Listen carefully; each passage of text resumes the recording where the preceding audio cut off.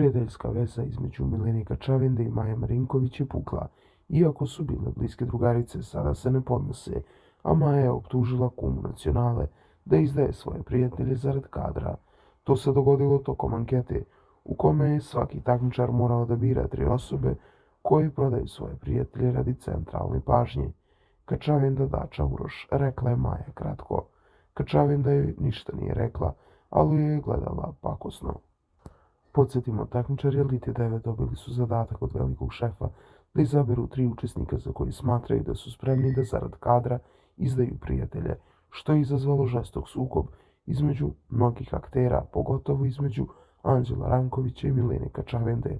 Anđelo je prvi govorio i optužio Milenu da je spremna na izdaje i manipulacije zarad realitija i lične promocije, navodeći da joj je cilj da se približi glavnim akterima, a potom ih kasnije kompromituje.